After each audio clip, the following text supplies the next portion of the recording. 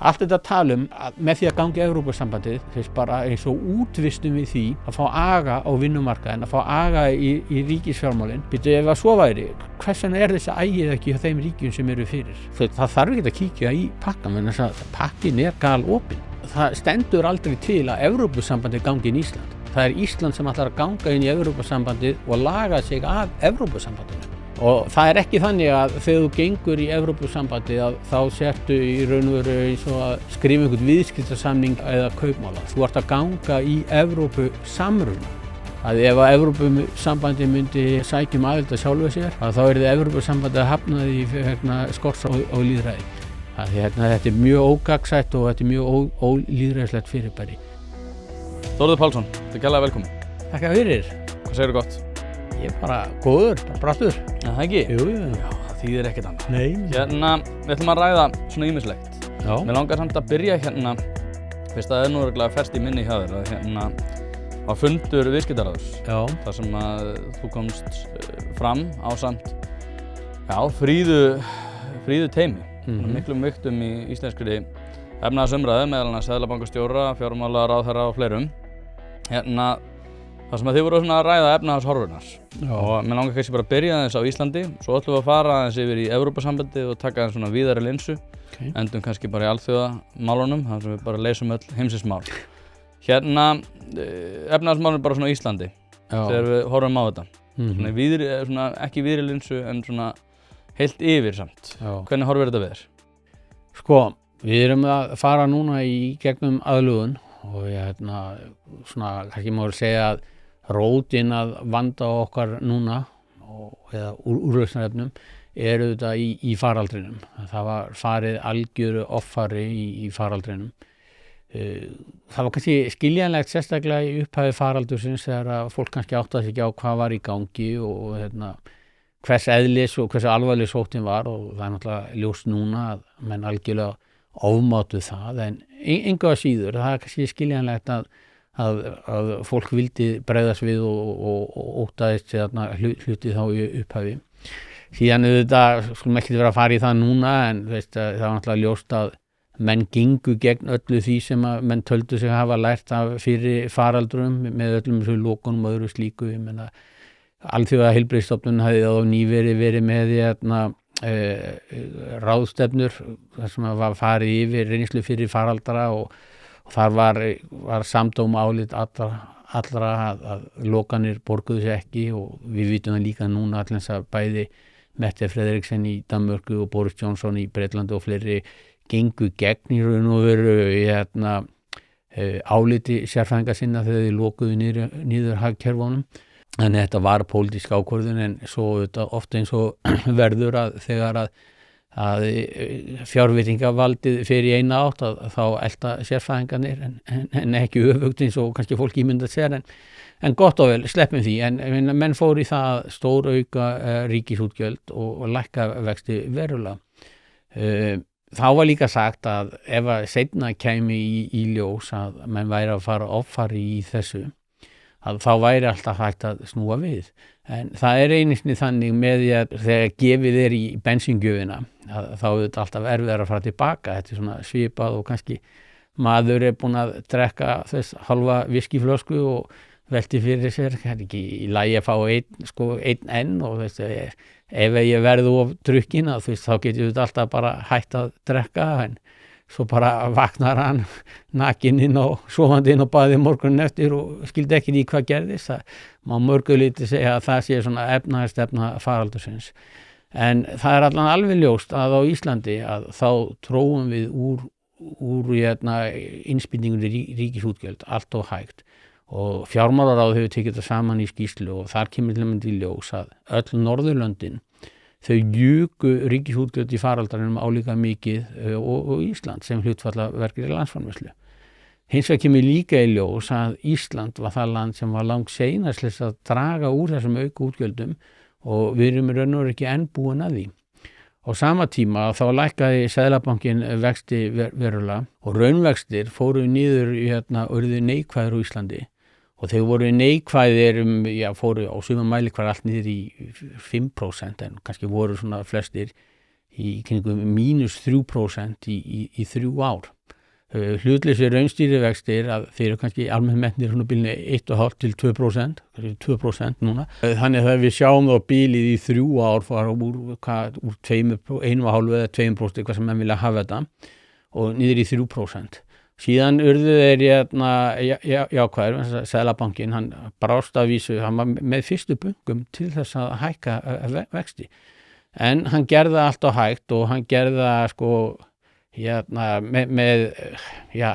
það voru hróp og köll bæði frá stjórnmálamönnum og aðilu vinnumarkaðarins og svo eitt sem er svo dæmigert fyrir veruleikafirringuna að meira þess að ríkissáttasemjari sá sig knúin í að hringi í Seðlabankastjóra til þess að reyna að væla það út af vextir eða ekki hækkaðir út af kjarasamningum og það sem ég held að þetta sé svona einstæmi í embættismannasögu bæði Íslands og heimsins að þessi fáránlegu afskipti og þrýstingur sem að Seðlabankinn var fyrir en allan að vextir að þeir raunvextir urðu jákvæðir fyrir 2 árum síðan og þeir hafa núna hvað í svona 1,5 ár verið þetta á bilinu 3,5 til 4% og þið sjáu það sko að það er búið að verka hjá yfir þessum hlutlausu vöxtum núna í 2 ár en miklu minna en þeir voru undir þeim í 3 ár.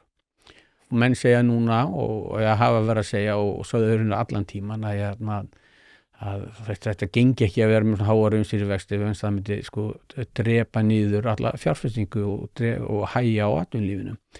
Nú þú veist, ef maður horfið á spegilmyndina því þá getur menn auðvitað spurt sig hvað gerði það þá að hafa það svona ofboðslega neikvæða í 3 ár og það sem að það gerir að sko fjármagnskostnaðir eru auðvitað bara fórnarkostnaður fjármagns og að hlutirnir virtust vera miklu alls konar verkefni sem kannski virtust að vera arðbær á þeim tíma að þau voru það í raun og veru vegna þess að fjármagnskostnaður var allt og lágur. Þannig að það er náttúrulega oförvaði hvers konar fjárfestingu og hvers konar verkefni. Og þá þegar vextir verða sko jákvæðar aftur og í raun og veru í takti við raunverulegan fórnarkostnað að þá þarf þetta að fara fram svona einhvers konar hreinsun. Og maður svona bara núna kannski síðast í lóksumars að þá var maður ofta að spyrja sig getur það virkilega verið að við förum í gegnum svona massífa þenslu án þess að komi til samdráttar og svona svari virtist augljóslega vera nei en þá spurði maður sig þetta líka það byrjuðum hvaðan ásá samdráttur að koma vegna þess að það leit allt alveg gríðarlega vel út og langtímahorfur reyndar líta ennþá mjög vel út en hvaðan kemur aðlunin? Síðan kemur það núna í haust að við göngum í gegnum runu áfalla. Þetta fyrst byrjar þetta með áfall með gjaldþroti Play sem að ég held að það vissi allir að það var áhætta í Play en það kom held ég öllum með opna skjöldu að fyrirtæki skyldi verða gjaldþrot og svona skömmu eftir að það hafi lokið fjármögnun. Síðan eru þetta blíkur og lofti með blendið iðnaðinn fyrst þetta PCC sem hefur nánast aldrei verið í fullri virkni ég held að það veri 1 eða mestlega 2 ár sem að fyrirtæki hefur í fullri virkni þeir tilkynntu lokun í sumar og síðan sko minnkaði Elkem eða slökktu á einu opni að 3 og svo þetta áfall í Norðuráli og þetta dekkir horfurnar allar fyrir fjárfestingu og fyrir þennan iðnað. Við sjáum strax áhrifin á Norðuráli áhrifin á fjárfestingu í því að Orkuveitan hefur tilkynnt minnkun í fjárfestingu á næsta ári upp á 6 milljarða. Eimskip hefur frestað fjárfestingum og síðan þetta fleiri þættir, ég meina það er ljóst að þessi nýji skattur á sjávarútveginn sem að var tilkynntur í vor, hann mun hafa áhrif á fjárfestingu bæði í sjávarútvegi og svo öllum þessum þorpum, sveitarfélögum sem eru mjög háð sjávarútvegi. Þannig að þessar horfur hafa allar dökknað verulega. Nú við þetta bæti svo við þetta að gengislánadómurinn, ekki gengislána heldur, þessi Vaxtadómurinn. Vaxtadómurinn. að hann hefur snögg hemlað fasteignamarkað sem þegar var orðin veikur. Það nú ekki bara hægt að breka þessi vandræði á fasteignamarkaði vegna þess að fasteignamarkaðurinn var þegar orðin stopp fyrir dóminn. En síðan kemur dómurinn og hann bæði þrengir lánakosti, það eru færri kosti sem að fólki standa til boða og hækkar verði við það að þjónusta lánin. Þannig að þá munum við að öllu líkindum sjá fram á það að það muni og svo gleymi því að CRR3 einhver ný Evrópureglugerð fyrir bankakerfi mun hækka kostnað á verktaka. Þannig að öllu líkindum þá þurfum við að sjá fram á aðlögun á fasteignaverði og það getur við að gerst með ýmsum hætti, svona aðalega með því að nafnverð lækki og svona ég erfitt með að sjá að við komum hjá því eða þá að raunverð lækki bara með því að fasteignaverð standi í stað og verðbólgan éti upp í raunverðið. En ég hef trú á verðbólgumarkmiði Seðlabankans og ég hef trú á því að Seðlabankin ætli raunverulega að standa við það þannig að sá kostur ekki í boði. Og enn annar kostur sem að fasteignamarkaði ganga oft í gegnum að það bara það að bara framkvæmdir stöðvast og eða minnka verulega. Nú það sem að það myndi þetta gera það myndi draga úr þrýstingi á fasteignamarkaði með því að innflutt vinnuafl myndi minnka. Nú svo myndi að þetta sjálfsögðu minnka kostnað vegna þess að það búið að vera mikil þensla á fasteignamarkaði og þú veist, ef maður situr því í spor verktaka, ég veit ekki hvað að vera, pípar eða rafverktaki eða húsasmiður eða hvað eina, að það eru þetta allt önnur verðsetning sem fer í gang þegar að verktaki getur valið úr 3 verkefnum en hefur bara resursa í 1 versus það að hann einn af 3 að bjóða í 1 og hann vil halda fyrirtækinu gangandi og halda starfsmönnum öðru slíku, þá bæði hugsa menn öðruvísi og menn vinna hlutinu öðruvísi. Þannig að það munið þetta valda lækkun. Dekk hefur aldrei verið einfaldara. Drífa.is í samstarfi við fjölda dekkjaverkstæða og alhliða lausn þar sem að þú getur flett upp þínum bíl með því að skrá inn bílnúmerið og keypt dekk í þeim verðflokki sem hentar þínum bíl best. Nú ef þú ert í vafa dekkjastærðir þá getur þú einnig tekið mynd af dekkjunum þar sem að vefþjónustan staðfestir þetta allt við þig. Þetta kann að hljóma of einfalt til að vera satt en svona þetta nú samt. Einnig boðið upp á sérþjónustu þar sem að dekkjabíllinn kemur upp á dyrum, umfelgar, skiptir dekk og hann jafnvægi stilltur á staðnum. Eins og ég segi þá hefur þetta aldrei verið einfaldara og nú tíminn eins og við vitum öll. Skelltu þér inn á drífa.is og fundu bestu dekkjaþjónustuna sem hentar þér. Má ég skjóta inn í hérna því að það var eitt líka sem ég heyrði á þessum fundi sem að mér þótti svolítið svona áhugavert moment út af því að þarna var líka Rannveig Eir hjá Reyrverk. Þar sem að hún var að benda á það að hún skildi ekki út af því að þú sagðir þarna að húsnæðisverð myndi koma til það var einhverja líkur á því og húsnæðisverð myndi koma til með að lækka. Hún segir þarna í kjölfarið að hún skilji ekki hvaða heldur hann að nota orðið sirkusstarffræði það væri að geta fært rök fyrir því að húsnæðisverð gæti lækkað og það byggingakostnaðurinn hefði verið svo hár. Og núna náttúrulega ríkisstjórnin með einhverja hugmyndir það að lækka þann kostnað en aftur á móti eru verktakar búin að vera að lúta þessum lögmálum sem að gera það verkum að húsnæðisverð dýrt út af því að stofnkostnaðurinn svo rosalega hár.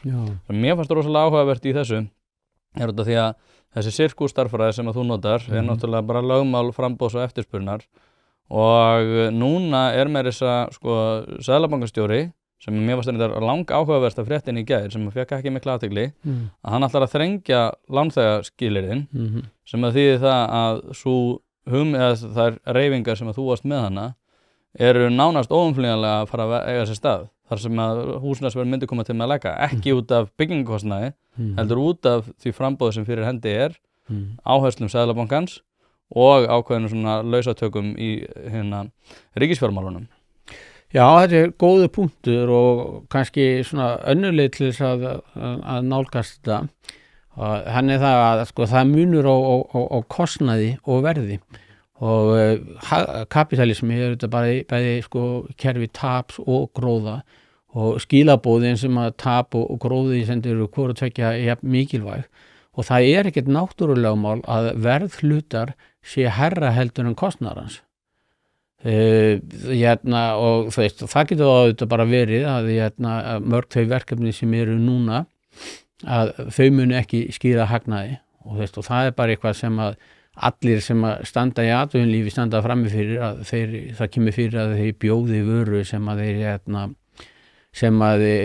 þeir hagnast ekki á. Það fá fyrirtæki sem hagnast á öllum vörum sem þau selja og þá auðvitað reynir á hversu mikið, hversu traust eiginfjárstaða það hjá þessum verktökum og öllum hverjum. Ég held að svona verktakaðinnar á Íslandi, hann sé tiltölulega sterkur og bankarnir þykjast vera nokkuð öryggi með það að þeir hafi borð fyrir báru, en þannig að það að kostnaður ræður ekki verði. Það sem að kostnaður gerir, ef við tökum það aðeins áfram, að segjum til þess núna að fasteignaverð lækki einhver prósent, við erum ekki að spá neinu hruni á fasteignamarkaði en ég held að það þurfa að vera verðaðlögun. Sko, hvað gerist á næst? Þá auðvitað búið að myndast nýtt verð á fasteignum og þá þurfa verktaka að spyrja sig, ok, miðað við þetta verð á fasteignamarkaði get ég boðið vöru sem að ég get selt með hagnaði á þessu verði. Nú, þá kemur í fyrsta lagi eins og ég sagði að alltaf þegar það mikil þensla á einhverju markaði þá auðvitað eykst arðsemin víða í kerfinu og það verður og það handagangur í öskjunum þannig að menn ekki alltaf að leita hagkvæmustu leiða til þess að vinna hlutina, heldur bara að klára hlutina. Það fer fram aðlögun í því kerfi og kostnaður væntanlega lækkar eitthvað. Nú ef að það dugar ekki til þess að bjóða ásættanlega vöru með ásættanlega arðsemi, að þá þurfa auðvitað menn að spyrja sig, ok, hvað fleira sem getur gert og þá auðvitað beinist athygli svolítið að reglu umhverfinu og þar með pólitíkinni, bæði auðvitað sveitarfélögin með það lóðaframboð sem við bjóðum upp á, hvort að það sé verði sé einfaldlega of hátt sem að ég nú grunum að svo sé. Og svo hins vegar kostnaðurinn við það byggja hlutina sem þetta regluumhverfi sem búið að tala í mörg ár núna, við sem búin að hlaða á allt miklu kostnaði á byggingiðina og það allir sammála að þetta sé óásættanlegt en það gerist ekkert og þá verður það kannski þrýstingur á að gera. Ég hef enga áhyggjur af því að ekki sé til þekking í verktakafyrirtækjum Íslands, ekki sé til sparnaður í íslenska kerfinu til þess að við byggjum viðunandi húsnæði fyrir landsmenn. En það þetta spurningin hvort að við séum einfaldlega að prísa sjálf okkur út af markaðinu með reglu umhverfi. Hlaðvarpið í samstarfi við fiskhúsið.is. Fiskhúsið.is heildverslun fyrir veitingamenn sem vilja það ferskasta og það besta fyrir sína kúnna. Hvort sem það fyrir veitingareksturinn, hótelreksturinn, mötuneytið eða hvað annað, þá ferðu inn á fiskhúsið.is til að sjá það gríðarlega úrval sem að strákarnir hafa upp á að bjóða. Ef að þú vilt hið ferskasta og hið besta, þá gerir þetta sjálfsögðu almennilega, ferðin á fiskhúsið.is. Það ekki til sú spurning sem að strákarnir hafa ekki svarið við, þannig enn og aftur fiskhúsið.is til að fá ferskasta og besta fiskinn á landinu. Já, þetta líka svo ég nefndi þetta í örugglega öllum þáttum sem ég talaði um húsnæðisuppbyggingu. Það prívat samtal mitt við Þorstein Víglundsson. Fyrra skipti sem hann kom, hann hefur komið tvisvar, hann kom nýlega náttúrulega líka. Þar sem við vorum að ræða þessi mál og hann sagði við mig, hann var bara að klæða sig í skóna, hann sagði bara það sem mér finnst sérstakast við þetta að svona viðbóta reglur eru eitthvað sem svona á að hnýta í stærri verktakana og hann sagði, við sem erum í svona stórum byggingariðnaði verkefnum, við erum með lögmenn okkar snærum sem geta farið í gegnum eitthvað reglufargan og aðlagað okkur að því.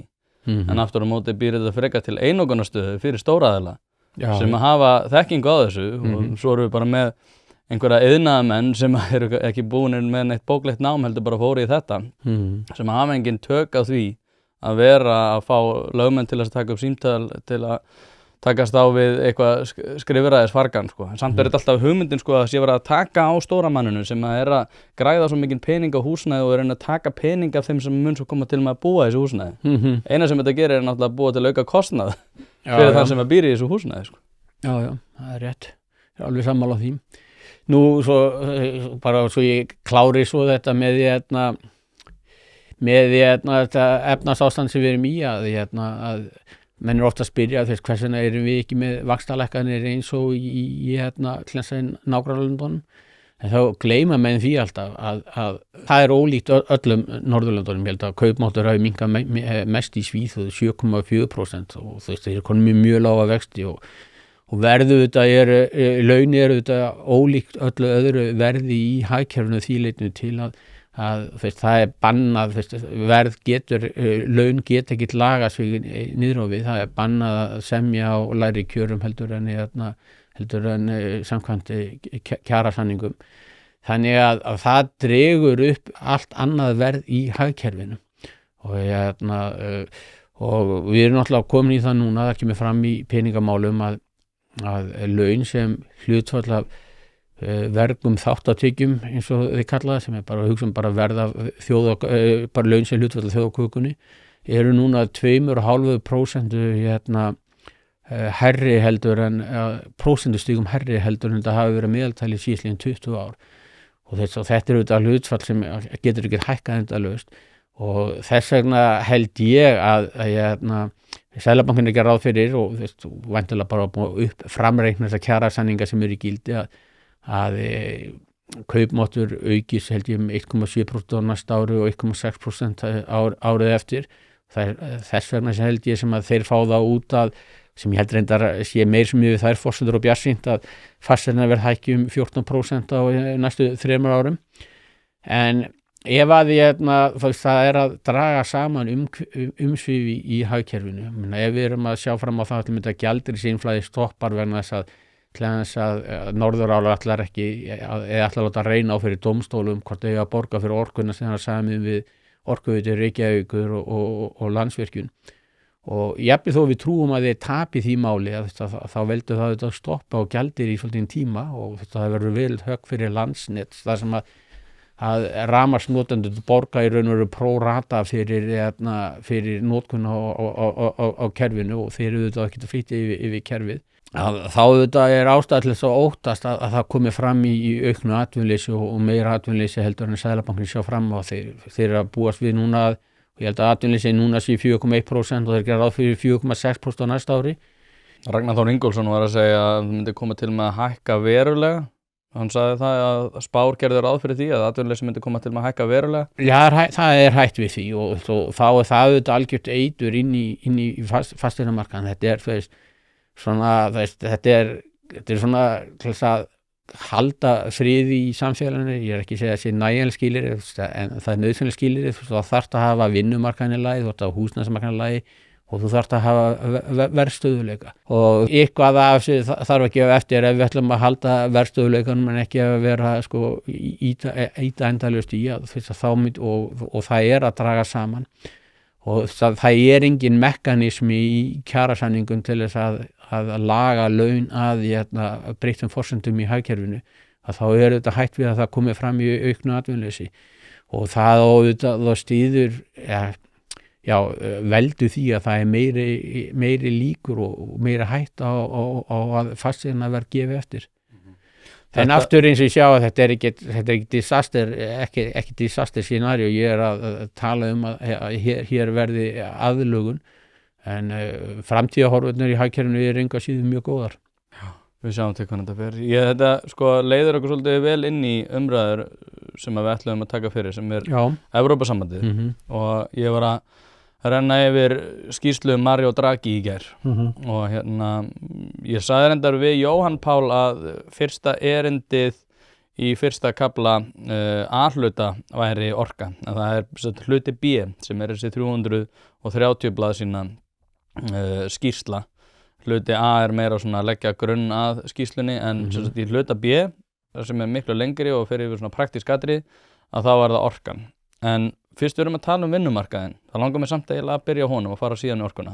út af því að það sem svo áhugavert í þessari skýrslu að hann bendir á, sem ég reyndar held að eiga djúpstæðar menningarlegar rætur sem að okkur þykir mjög erfitt að ræða, sem það að sko vinna á hverja klukkustund eða þess að framleiðin á hverja unna klukkustund hjá vinnuaflinu í Evrópu 20% lægra heldur en til dæmis eins og gengur og gerist í Bandaríkjunum. Á aðföng það ennþá lægra og líka á hvert stöðugild það ennþá lægra.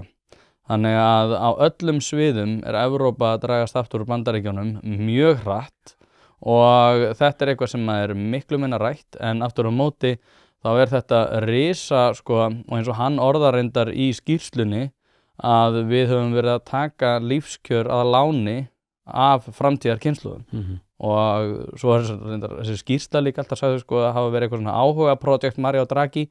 Það eru margir tugir einstaklinga sem að koma að þessu og fyrirtæki og fleiri sem að koma að þessari skýrslu, og ég held að sé eitthvað svona mersta, svona mikilvægasta plagg sem hefur komið í svona seinni tíð, en það samt svona talað þetta sem eitthvað svona plagg sem jú, við tökum alvarlega en við þurfum ekki að pæla í þessu of mikið.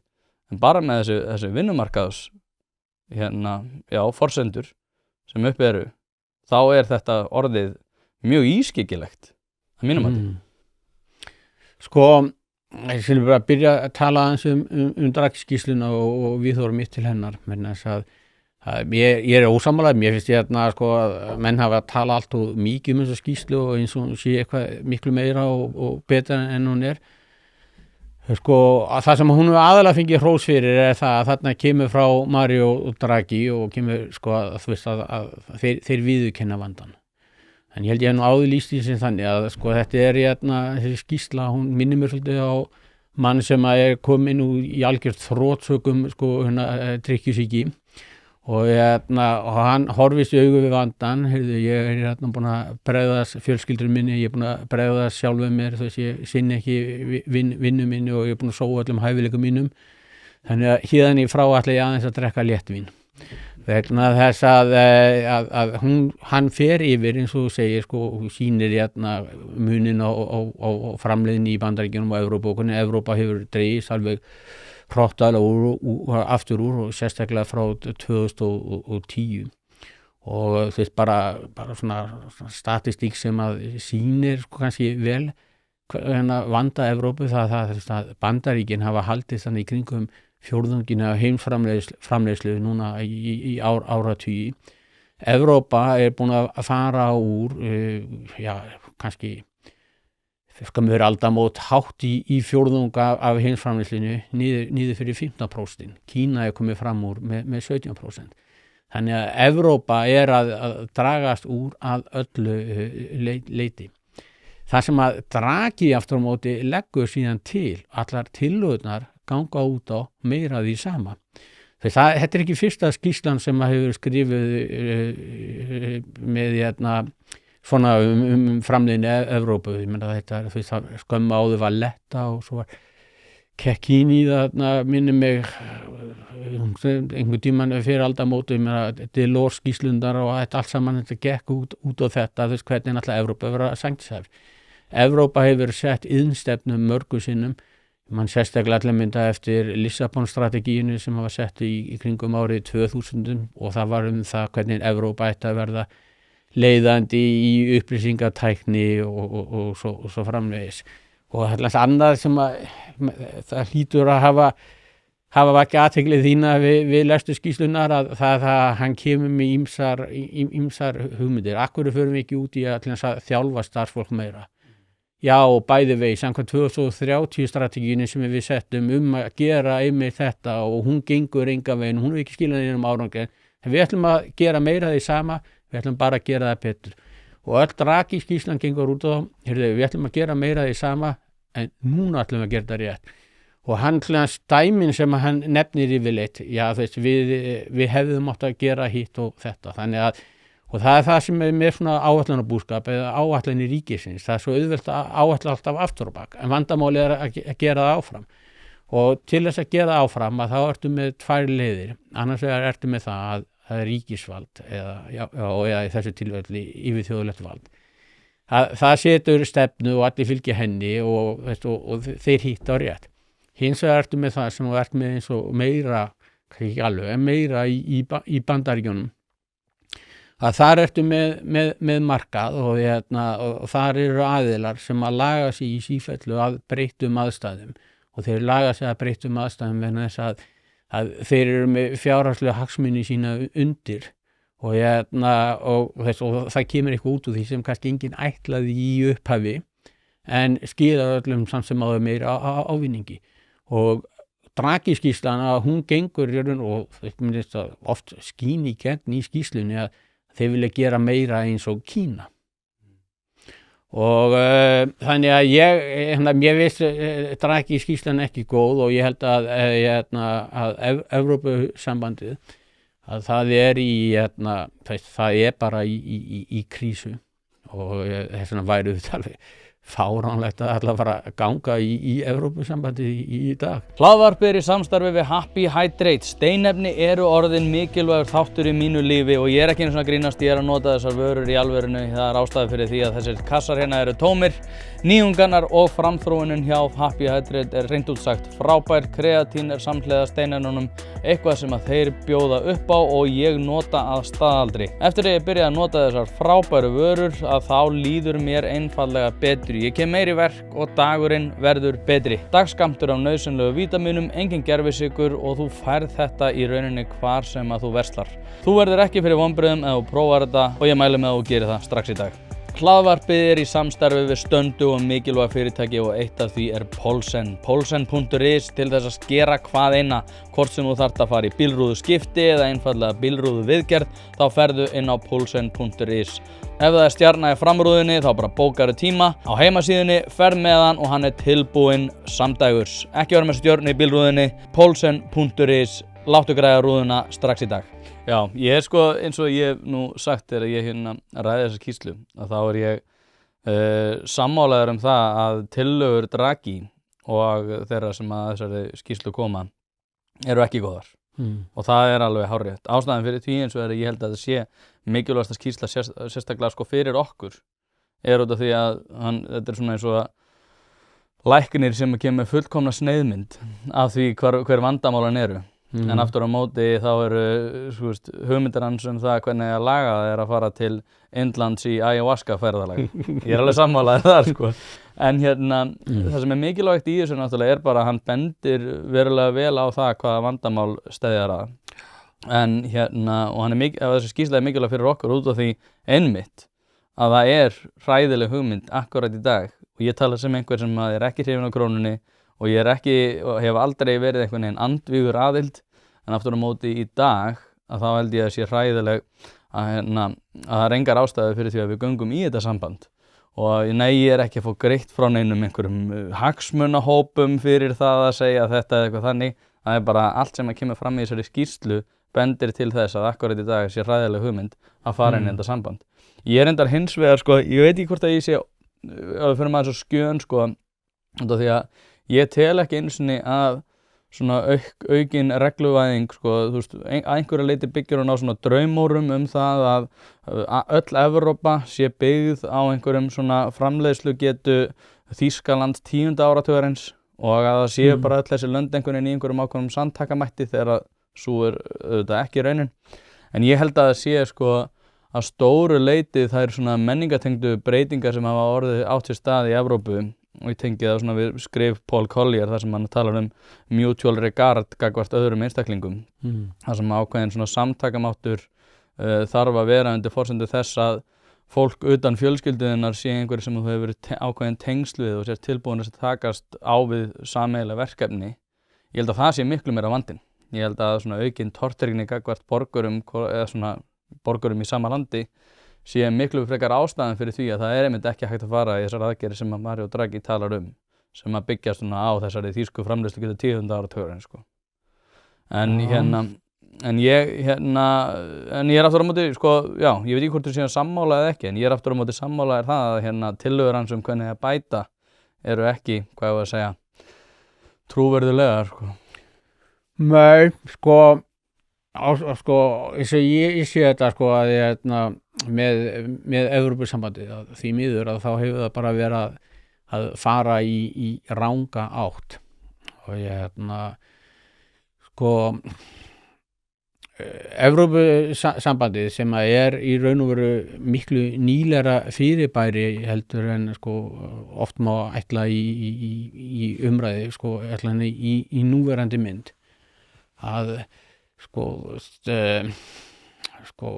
það hefur aldrei náð að búa til hennar innri markaði sko þau klárið innri markaðin og sjáum svo til leiðin sem að var og sko Evrópusamband sem hefði kannski getað orðið en varð ekki að það varði Evrópusamband sem að það svona frægur dómur í Evrópusambandinu, ég minnir hann að fallið 1979 heitir Cassis-Dijon sem að var og hann gekk út á það að Frakkar voru að flytja Cassis-Dijon sem líkjör inn til Þýskalands Þjóðverjar bönnuðu innflutningin á þessu vegna þess að þeir sögðu að það væri lítið áfengismagn í þessu. Það var, þá voru þeir með reglur sem var með 25% áfengismagni og þetta eitthvað, kannski kannast margir við þetta er notað í drykkin Kýri Royal, sko, og þetta er blandað saman við kampavín og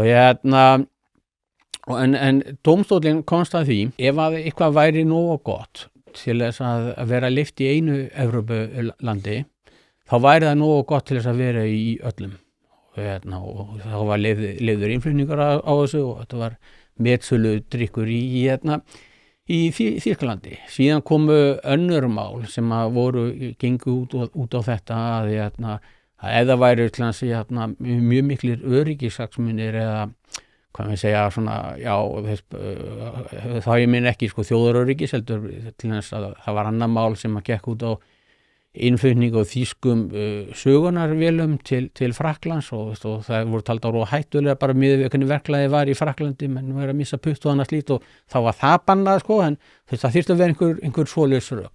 Annars þá væri það bara þannig að ef eitthvað er leyft í einu Evrópulandi þá ætti það bara heima á öllum innri markaðnum.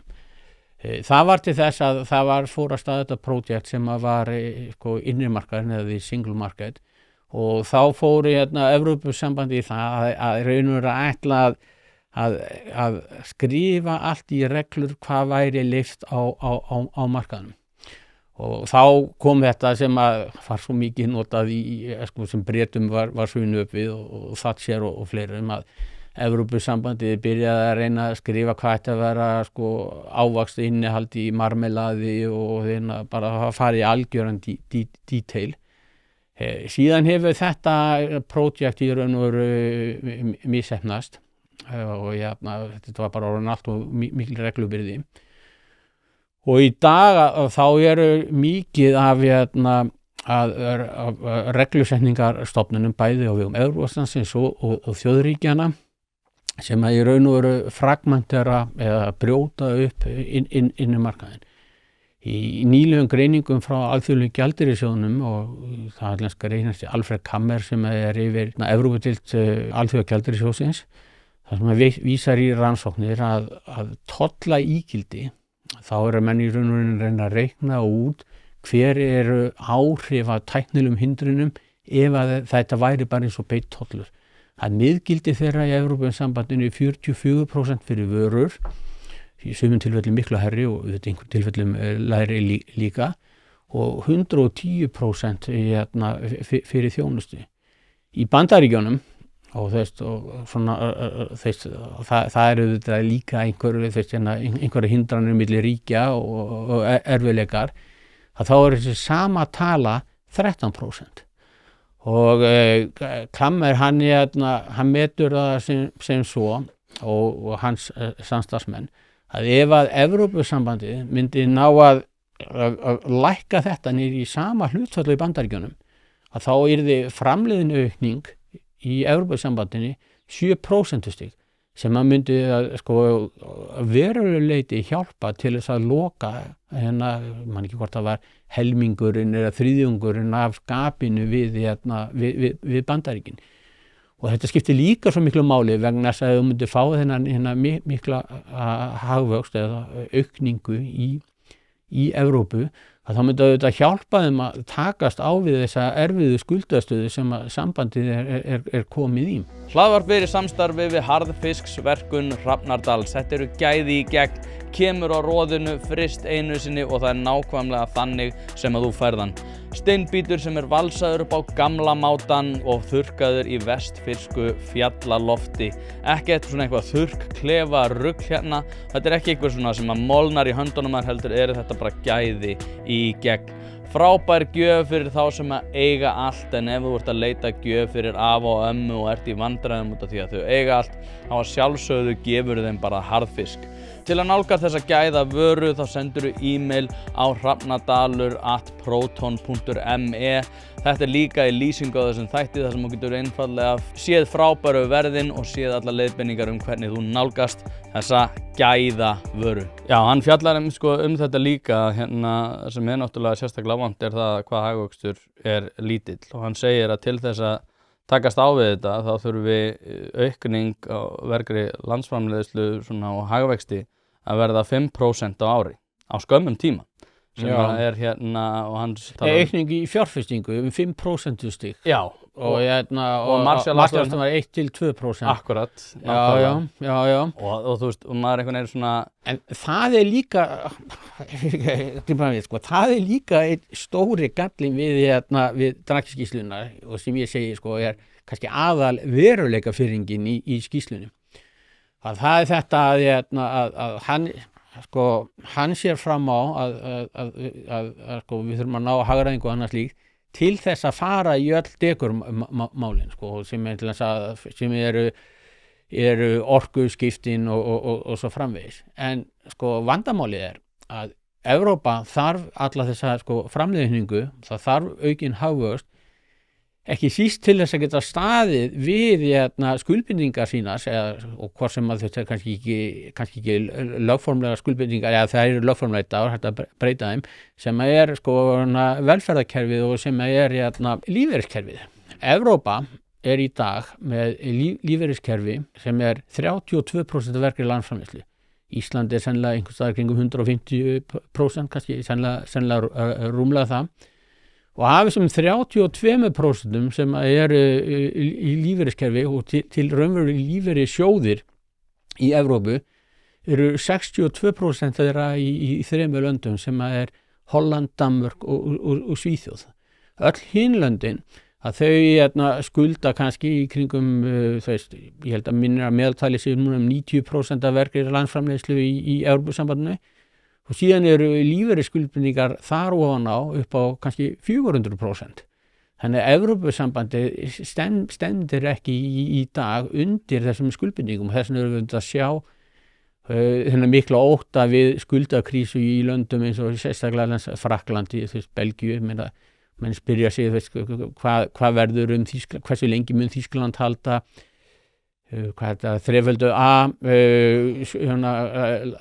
lánshæfismati sínum, og þannig að í dag eru ríkisútgjöld í Evrópusambandinu í kringum 50% af vergri landsframleiðslu.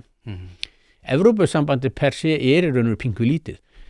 Útgjöld þess eru 1% af vergri landsframleiðslu Evrópusambandsins. Og þar af fer 1/3 í landbúnaðarstefnuna og 1/3 í byggðastefnuna. Og en þannig að ef það á að auka síðan útgjöld til hermála sem allan 2% stig, þá verður eitthvað annað að gefa móti, en hann heldur aftur á móti að hann geti tekið í öll þessi grand project sín og nota peningi það, en það er ekkert svigrúm í Evrópusambandinu. Nei, ég er alveg sammálaður með óskækina, en ég ætla að gera þetta okkur aðeins erfitt. Núna eru þið hérna sem að talið fyrir hagsmunum auðvaldsins og talið alltaf fyrir hagsmunum sjávarútvegsins og eruð með svona þessa þjóðræknu hugmyndir það að Þorsteinn Már sé nú bara einhver landvinur sem að fara að bjarga okkur öllum út af því að sjávarútvegurinn verður alltaf stoð alls þess sem að við kemur hagkerfinu. Það sem að við erum náttúrulega bara að horfa upp á bara breytt heimsmynd. Við erum að horfa upp á það að núna Bandaríkin að setja tolla á allan heiminn. Við erum að einhvern veginn klessa á milli og við erum ekki einu sinni með sæti við borðið. Við getum ekki einu sinni tekið þátt í þessum ákvarðanatökum og þá segir þú, já, nei, þetta sko einn af einhverju 400, en hins vegar í einu ráði, þá erum við einn af 28 eða 29, hvað sem þetta verður þegar við erum komin inn.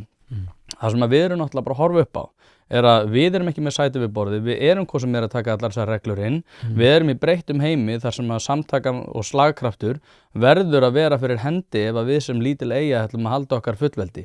Það fullveldis styrkjandi að vera farin í þetta samband út af því að við getum alltaf farið út hverjum sem við viljum, en hins vegar getum við í krafti samtakamáttarins leitt okkar hagsmuni svona fram þegar að svo ber við. Þannig að þú með þína sérhagsmuni það að Íslandi bara einhvern veginn ára fullveldi og bla bla bla, það ekki árið 1950 sko. Við búum bara í allt öðruvísi heimi, við viljum vera með sæti við borðið, við erum hvað sem að taka þessar reglur inn og ef við svo ber við þá bara förum við út úr þessu þegar við viljum. Þannig að þú getur alveg verið með það að Draghi-skýrslan segja okkur ekki neitt. Það sem gott við Draghi-skýrsluna að hún bendir okkur á þau vandamál sem við þurfum að takast á við og við erum miklu betur í stakk búin til þess að takast á við þessi vandamál ef við erum einmitt í þessum samtakamætti svona gríðarlega sterks sambands. Þér sama þó ég hringi í Þorsteinn Már í svara eða? Hvort það gefur grænt ljós? Já. Nei, sko, varðandi sko, þessi rök að það skulum við fyrsta lagi átt okkur á því að blómaskeið Evrópu ekki undir tíma Evrópusambandsins. Blómaskeið Evrópu og það sem talað í Frakklandi sem Trant Glorious sem eru mektarárin, það var allt undir í raun og veru þegar við vorum á valdsviði Bandaríkjanna. Evrópusambandið tiltölulega set player í þessu öllu saman og Trant Glorious þetta svona þá tíminn fram að 1973 og þá var mikill hagvöxtur og hann var í Evrópusambandslöndunum eins og Frakklandi en það var líka í löndum eins og sem voru utan Evrópusambandsins eins og Austurríki og Japan og það var þegar að það voru þessi lönd að þau voru að komast undan ná sér eftir seinna stríð og tollamúrar voru felldir massíft niður út af stofnunum aðalega eins og GATT og fleiri. Tíminn til að mynda frá Jacques Delors og skýrsluna hans og þetta ferli 1992 að hann í raun akkurat á sama tíma og Evrópa nær hámarki í því að ná lífskjörum í Bandaríkjunum. Síðan 1995 að þá hefur dregið í sundum með Bandaríkjunum Evrópu eftir því sem að Evrópusamrunin hefur aukist. Og það þetta sjokkið sem að Evrópa stendur frammi fyrir og fær menn eins og Draghi til þess að horfast í augu við vandann. Hvort að við klemmumst á milli, þá erum við allan með þennan samning við Evrópusambandum aðgengi að mörkuðum. Við erum með varnarsamning við Bandaríkin og Bandaríkin hafa ekki beitt okkur neinu sérstaklega harðræði í tollamálum eða öðru. Þannig að ég held að þessi mynd sem að þú dróst upp og maður heyrir marga aðra að segja það sé vera að draga málaskrattan á vegginn. Þess fyrir utan þá finnst mér þetta líka mikilvægt að við ræktum samband við Bandaríkjunum og séum ekki endalaust að steita hnefann framan í þá og reyna, sem maður segir og slemmilsku, pikka fæt við þá eins og mér finnst að Þorgerður Katrín hafi gert og ekki vera, kannski meira vera að hugsa þar hagsmuni viðreisnar heldur en íslensku þjóðarinnar, því miður. En síðan auðvitað spurningin með þetta þess að kíkja í pakkan, þess hvort að við að kanna þetta. Að kaupa eða selja húsnæði ein stærsta ákvörðun lífsins. Þess vegna skiptir máli að hafa ekki bara sölumann heldur ráðgjafa þér við hlið. Hlaðvarpið fjallar mikið húsnæðismál og því það í samstarfi við þá færustu í geiranum hjá fasteignasölunni Pálsson. Pálsson fasteignasala leggur áherslu á persónulega þjónustu, fagmennsku og gagnsæi. Notast við sérstaka ferla sem að tryggja það að bæði kaupendur og seljendur vita upp á hár hvernig að þessu staðið. Allt frá undirbúningi myndatöku til loka sölunar. Boðið upp á fría ráðgjöf og verkfæri eins og eignavakt.is sem sér til þess að þú missir aldrei af réttu eigninni og verðmat.is sem hjálpa þér að taka upplýsta ákvörðun verð. Heimsæktu pálssonfasteignasala.is og fáðu þína persónulegu ráðgjöf strax í dag. Það þarf ekki að kíkja í pakkan, menn þess að pakkin galopinn. Meina aðildarviðræður og hvernig þeim gert, það bara liggja fyrir mjög skýra reglur það sem eru kaupmannahafnar viðmiðin frá 1993 og þá það bara þannig að þú þarft að uppfylla einhverja kríteríur stjórnsýslu og vera lýðræðislegt og svo þarft að taka upp sem ég kalla akkís sem bara í raun og veru allur laga og öll lög og sáttmálar Evrópusambandsins og síðan rætt við það hvernig þú lagar því að því og til þess eru 35 kaflar sem þarf að loka. Þannig að þetta liggur allt fyrir. Þannig að ef við það oft þetta með að kíkja í pakkan og sjá hvaða samningu við náum. Það stendur aldrei til að Evrópusambandið gangi inn í Ísland. Það Ísland sem ætlar að ganga inn í Evrópusambandið og laga sig að Evrópusambandinu. Og ég skil það þetta bara vel frá þeirra sjónarhóli, þeir að bjóða okkur að vera með. Og það ekki þannig að þegar þú gengur í Evrópusambandið að þá sértu í raun og veru eins og að skrifa einhvern viðskiptasamning eða kaupmála. Þú ert að ganga í Evrópusamrunan. Og þess að mista svolítið lýsandi fyrir, og tákrænt fyrir Evrópusambandið að þegar Rómarsáttmálinn var undirritaður þá var í raun og veru þetta voru allt auð blöð nema undirritunarblaði vegna það var ekki búið að klára samningana, það var gert daginn eftir og þannig að þetta bara hluti sem í þróun og menna ákveða að láta virka. Walter Hallstein sem hann var fyrsti í framkvæmdastjóri Evrópusambandsins, hann orðaði þetta þannig sem var síðan tekið mikið upp til orðskýrslunni að Evrópusambandi væri eins og að vera á reiðhjóli. Þú yrðir alltaf að halda áfram, annars myndir þetta. Og þannig að það sem okkur þá stendur til boða, það að segja við Evrópusambandinu vilja okkur, það að taka þátt í Evrópusamrunanum. Og þessi samruni hann hefur því miður verið að þróast í ranga átt. Þess vegna ekki góð hugmynd að fara inn í Evrópusambandið. Og það þýðir ekki að við höfum ekki samlið með Evrópu í mörgum málum og það ætlum að vera mótið því að Ísland gangi í Evrópusambandið alls ekki að óska Evrópusambandið neinna bölbæna, þvert á mótið þá mjög miklu hagsmunir okkar að Evrópusamvinnan gangi vel. En það þá eitt sem einhverju myndir segja, núna náttúrulega sjáum við bara blikur á lofti og svolítið eins og ræðan sem ég var að segja áðan með það hvað að vera mikilvægt að vera með sæti við borðið. Óháð því hvort að þau rök séu hvort að við séum 1/400 og með 0,5% þingmann og eitthvað þannig.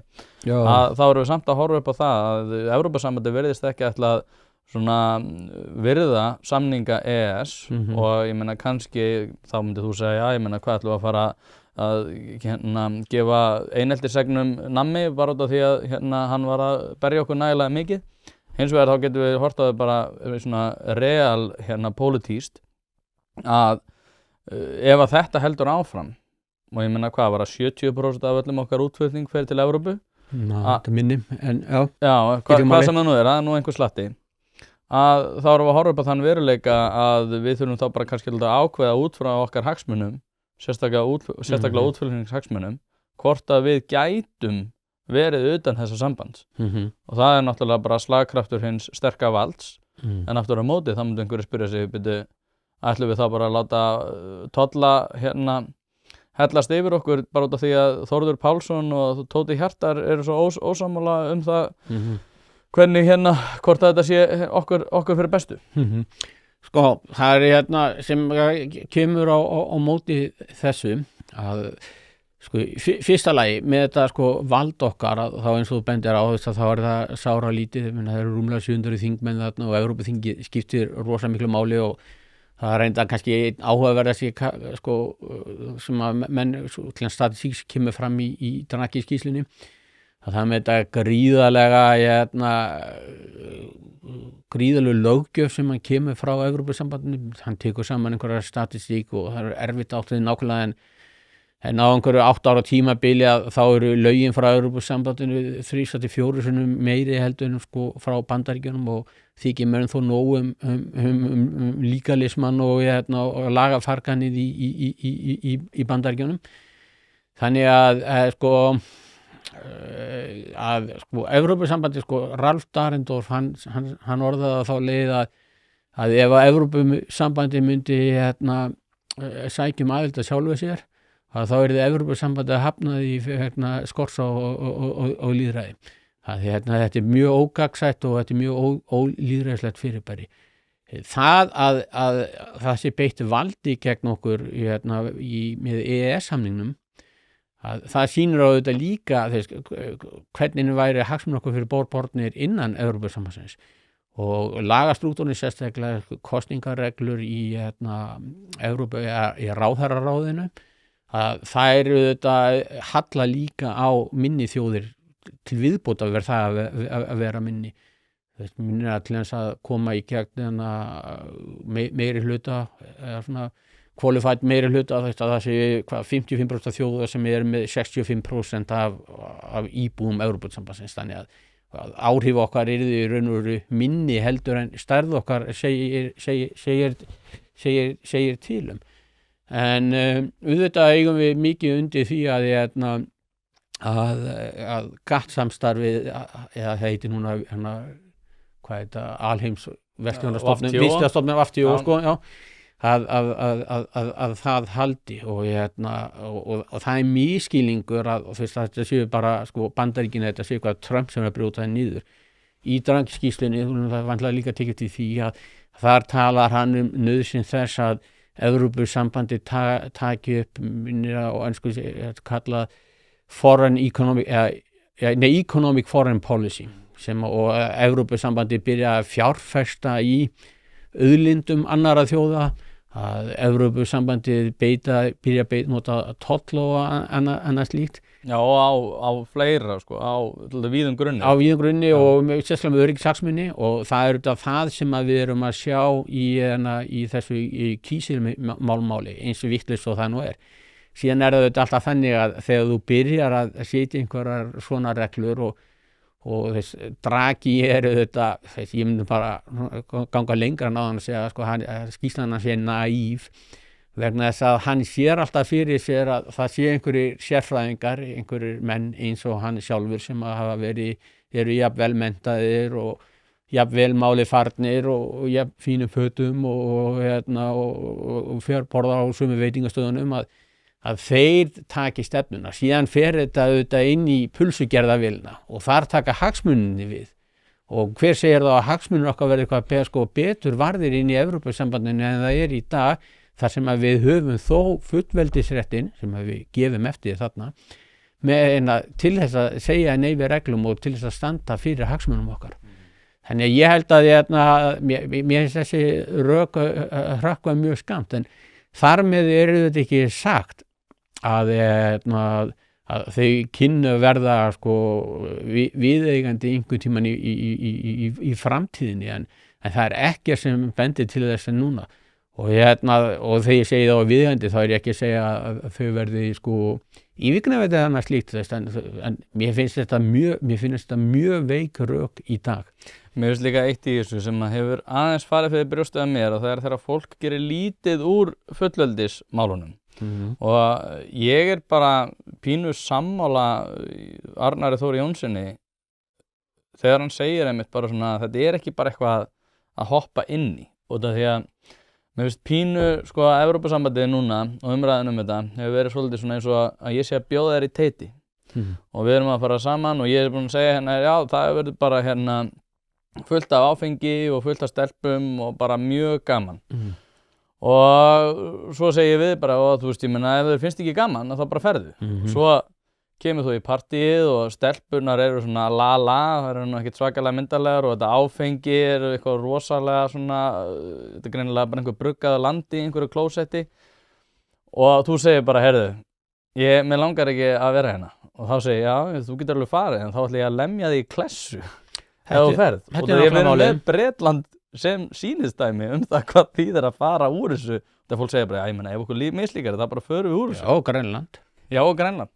Grænlendingar eru ennþá, sko, núna heitir þetta eitthvað Sustainable Partnership eitthvað annað slíkt, en þegar Grænlendingar sögðu þessu úr Evrópusambandinu, þá var mikill þrýstingur á Dani að reyna að hlutast til að þeir myndi ekki gera það og sem að Danir stóðu þann þrýsting og sko, ég held að þeir hefur kosið að fara út úr sambandinu 81 og sagt sig úr því 85 og eitt skilyrðun var það til þess að þeir geti komist út úr því var það að Þjóðverjar fengi að halda áfram að veiða við Grænlandsstrendur og þeir eru ennþá á því og þetta var bara hluti af þessu ofbeldi sem vart að nefna þó að núna ég fletti þessu upp daginn hvort þetta var ekki ennþá og þá eru nýbúin að skrifa undir nýjan samning við Grænlendinga. En þá heitir þetta ekki, sko, dönsku er það að kalla handrökkunni, sko, það var að kalla dúmebuð, þú veist, þannig að þú ert rukkaður eitthvað, sko. En núna heitir þetta eitthvað Partnership for Sustainable Fisheries eða eitthvað í þá veru. Þetta er sjálfsögðu sustainable, alltaf svona hent inn í svona Já, þannig og þú veist, sko, það er mjög erfitt að ganga út úr Evrópusambandinu, sko, og ekki bara út af þessum hefndarhug sem að Evrópusambandinu farið í gagnvart Bretum og öðru slíku og vildu rukka tilbaka allar svo svoköllu styrki sem að segja okkur það síðast þegar Ísland alltaf að fara að sækja aðild að Evrópusambandinu eða sótt aðild að þá var alltaf verið að skrifa greinar um það að við myndum fá svo mikið að hín og þessu, sko. Ókeypis gæðum sem að allir sem að skoða Evrópusambandið sjáu þetta Evrópusambandið er ekki í neinni fjárhagslegri stöðu til þess að deila út en þá er þetta spurningin, sko, hversu innviklar eða hversu mikið þú er búin að samþætta þitt hagkerfi, stjórnkerfi og tannleikum peningamál að Evrópusambandinu og Bretar til mynda, þeir voru náttúrulega búin að draga lappirnar og ekki gengið í evruna og svo aftur eins og ég nefndi áðan, sko, hvað markaðan er í raun og veru, sko, fragmenteraður að það kom í raun og veru rosalega óvart hversu lítið högg þetta var fyrir Bretland að ganga úr Evrópusambandinu. Raunar hafa líka menn sagt, eins og til Mervyn King sem var þá bankastjóri Englandsbanka, sagt að hagfræðingar vísvitandi ýktu áhrifin til þess að reyna að hræða fólk frá því að ganga úr Evrópusambandinu. En annað dæmi sem við getum hugsað það er til þess, sko, Grikkland þegar þeir voru í sínum mestu vandræðum þá voru menn kjölfar hrunsins, þá voru menn að sko, í raun og veru kjölfar skuldakreppa Evrópu, þetta var í raun og veru önnur kreppa. að hvort að þeir myndi segja sig úr og þess allan spenntu menn á að Grikkland gat aldrei gengið út úr evrunni vegna þess að það tók 2 ár og tekur 2 ár frá því að ákveða að taka upp evru í öllum Evrópulöndunum þangað til að evran fór svein. Þú þarft að breyta öllum kerfum, þú þarft bara að breyta seðlum og það þarft að gera allt. Segir náttúrulega að Grikkland hefði á þessum tíma eða bara Frakkland í dag eða bara eitthvað allt annað ríki myndi ákveða að fara úr Evrópusambandinu. Hver væri þetta líklegasta niðurstaðan? Líklegasta niðurstaðan væri þetta massífur fjármagnsflótti frá þessu landi, þannig að þú missir þessi tök. Og þá getur auðvitað sagt, já, en það er bara gott, en það veitir á ríkisvaldinu aðhald að haga fjármálum sínu vel. Og þá er það nú að aðhaldið í evrunni, að það er nákvæmlega ekki neitt. Hlaðvarp er í samstarfi við heitirpottar.is, hvort sem þið vantar saltvatnspott, hitaveitupott, kaldan pott sánuklefa eða hvað eina í heita pottinn, þá ferð þú inn á heitirpottar.is og lætur græja þig. Þjónusta og uppsetningum all land og nú jafnvel hægt að fá sér smíðaðan sánuklefa, þar sem að þú færð sánuna nákvæmlega eins og þú vilt hafa hana. Það ekki hægt að setja verðmiða á heilsuna eða samverustund með fjölskyldunni og því mikilvægt að huga að báðu og það nákvæmlega það sem að heitirpottar.is auðvelda þér að gera. Hvort sem þú ert að endurnýja gamla pottinn eða gera þetta frá grunni, þá getur þú sendt skilaboð á netinu eða bara einfaldlega kíkt í verslunina að Fosshálsi 13 en þar opið alla virka daga milli 10 og 17 og á laugardögum milli 10 og 14. Ekki drolla við þetta, þú veist að þið langar í heitan pott og sánu heimtíðin, heitirpottar.is græja þetta fyrir þig. Hlaðvarpið í samstarfi við fyrirtæki sem veita úrvalsþjónustu og eitt af þeim alvöru bón. Við skulum bara vera hreinskilin, ef þér þykir vænt bíliðinn þá lætur þú gera þetta almennilega og það nákvæmlega sem alvöru bón gerir. Ferð með bíliðinn, hvort sem það eru alþrif, djúphreinsun, mössun eða hvað eina, þá skellur þér á alvöru bón og lætur degra við bíliðinn. Farðu inn á vefsíðuna og tryggðu þér 10 tíma klippikort, þá þarftu bara ekkert að vera að pæla í þessu. Alvöru bón, kíkið á þetta, þið verðið ekki fyrir vonbrigðum.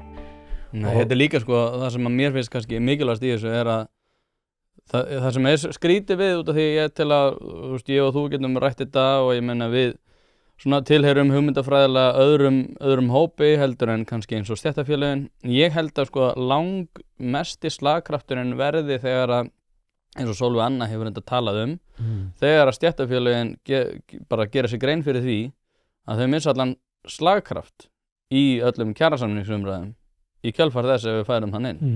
Og það eitthvað sem minna að tala en þeir eru svona hægt og bítandi byrja að tala þetta og þeir eru komið með slagkraft þeirra sem eru svona hægra megin í lífinu og slagkraft þeirra sem eru líka í svona stéttarfélags svona vinstri pólitíkinni.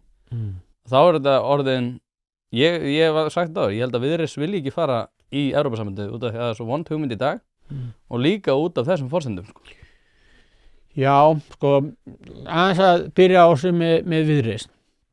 Sko, ég held að manni sýndist á mörgu leyti að punkturinn hjá Viðreisn var það að sko, Viðreisn flokkur, held ég, sem að hafi algjörlega umpólast. Þetta var byrjað sem klofningsframboð út úr Sjálfstæðisflokknum og þá var viðkvæðið svolítið, sko, við erum í raun og veru meiri hægri flokkur en Sjálfstæðisflokkurinn, við ætlum að vera meira með frjálsri verslun, við ætlum að vera meira með atvinnulífinu og svo viljum við líka sko Evrópusambandið. Núna Viðreisn meira orðin svona identitetsflokkur, ég nú kallað á sko hægri pírata og ég held að það sé Viðreisn orðin mjög sko vinstrisinnaður flokkur. Og ég held að Viðreisn sé þá svolítið að reyna sko marka sér nýja stöðum eins og hann þarf sko að fá nýjan kjósendahóp og þess vegna held ég að myndi henta þeim mjög vel og hendi þeim mjög vel að stimpla sig inn sem Evrópusambandsflokkurum eins og að Evrópusambandið á sér alltaf einhverja talsmenn á Íslandi. Ég held ekki að þetta sé sko ég held að sé langt frá því að vera meiri hluti fyrir því. En það bara skiptir engu máli vegna þess að Ísland ekki, við erum ekki tveggjaflokkakerfi, við erum við sjáum ýmsa flokka með góðum árangri, höfða til tiltölulega þröngs hóps og verða þingflokkur. Bara flokkur fólksins dæmi það og raun og allir flokkar eru þannig í dag. Þetta coalition politík. Þannig ég held að það hafi gengið svolítið til hjá Viðreisn að stimpla sér inn þennan hóp. Nú ef við sko komum að Evrópusambandinu að ég nú farið við það og sagt það álítið hálfgerða sorgarsögu hversu illa þeim við tekist upp við innri markaðinn og annað slíkt. En mesta sorgarsagan þetta evran. Og þess að evran sko hugmyndin eins og hún sett fram upphaflega og þetta ekki sko vond hugmynd en bara kannski það hefur komið ljósa sem að margir vöruðu við að hún óframkvæmanleg. Þannig að evran átti í raun að vera þessi ægi sem að þú nefndir bæði á verkalýðshreyfingunni og sérstaklega á ríkisfjármálin. Og þegar evran var sett upp og í Maastricht viðmiðunum þá voru sett fram mjög skýr skilyrði hvernig þú ætlaðir að vera með sameiginlegan gjaldmiðil án þess að vera með sameiginleg ríkisfjármál, ríkisvald og sameiginleg bankakerfi. Og þetta voru raun og veru 3 reglur sem voru settar til þess að ríki myndi ekki lenda í vandræðum með evruna. Fyrsta reglan var það að fjárlagahalli mátti ekki vera meira en 3%. Önnur reglan var það að Evrópski seðlabankinn mætti ekki kaupa skuldabréf í ríkjana og þar með sem er kallað á ensku að monetisera skuldirnar, að búa til sem er bara svona klassísk verðbólgufjármögnun. Þriðja reglan var það að það var tekin af allur vafi það að ríki voru ekki ábyrg fyrir skuldum hvers annars innan Evrópusambandsins. Nú árið 2004 að þá fóru Frakkland og Þýskaland, 4 árum seinna var fyrsta reglan brotin með fjárlagahallann. Og þá voru Frakkland og Þýskaland og þetta voru þessi stóru burðaríki, þannig að það var ekkert gert. Síðan kom Portúgal í kjölfarið og þá var reynt að setja sektir á en Evrópski dómstóllinn felldi það. Síðan kom skuldakreppan og þá var byrjað 2010, þá var byrjað að kaupa ríkisskuldabréf.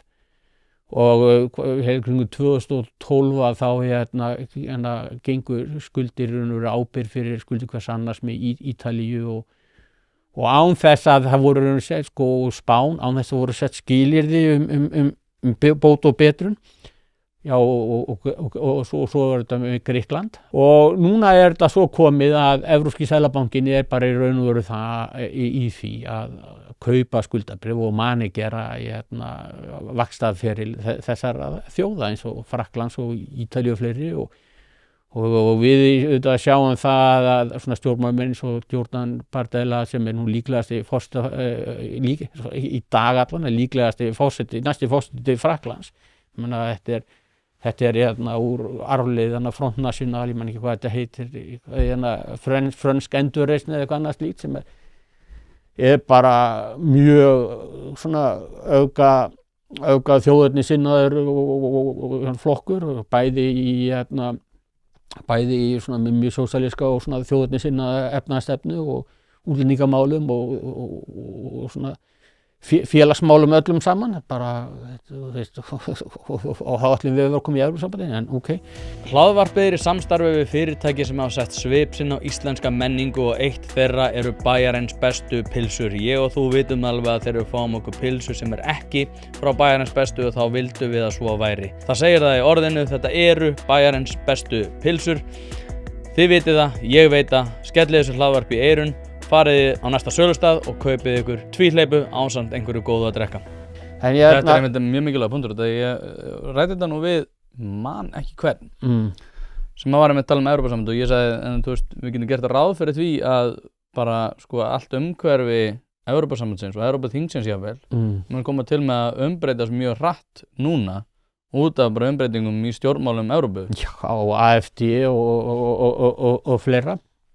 Og fleiri flokkar, þannig að þetta er við erum ekki að fara inn í pólitískan stöðugleika, það er alveg víst, en sem ég var að segja líka að þetta aðhald sem átti að koma, menn fóru ekki til þess að lágvaxtaskeiði í Evrópu og menn sagði alltaf, þetta gefur ríkissjóðum færi á að koma fjármálasýnilega. Nei, menn notuðu tækifæri til þess að slaka á þess að vextir voru svo lágir og þannig að þyrfti ekki að hafa neinar áhyggjur. Og núna bara í síðasta mánuði þá var meira að segja Finnland tekið fyrir brota og